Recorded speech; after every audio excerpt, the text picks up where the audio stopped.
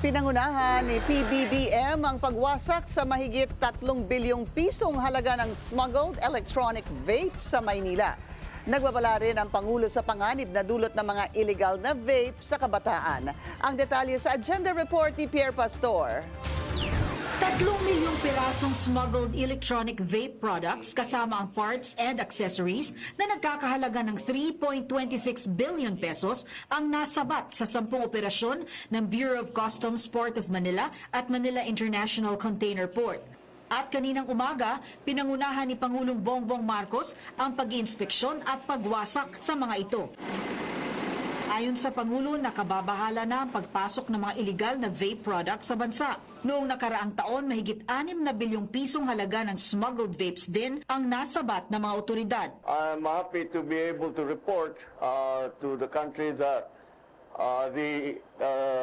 the levels at which we have been able to find the smuggled goods and to eventually destroy them has increased steadily over the last year and a half. Muling ipinaliwanag ni PBBM ang masasamang dulot ng unregulated products, lalo na ang mga produktong target ay mga kabataan. Yung iba rito na ininspeksyon natin ay nahanapan may laso na nakapasok doon sa liquid na ginagamit na pang-vape.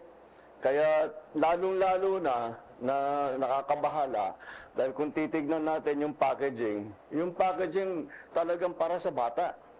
Kaya ang target market nila bata. So unang-una, gusto nilang turuan ma-addict ang mga bata sa vape. Tapos delikado pa yung vape dahil may lason ngang nakikita. Bahagi ng intensified crackdown sa illegal na pagpuslit ng mga nicotine at non-nicotine vape products ang isinagawang inspeksyon kanina. Pinatitiyak ng Pangulo na dapat regulated at ligtas na mga produkto lang ang ipapasok sa mga merkado. Para sa Agenda, Pierre Pastor, Billionaire News Channel.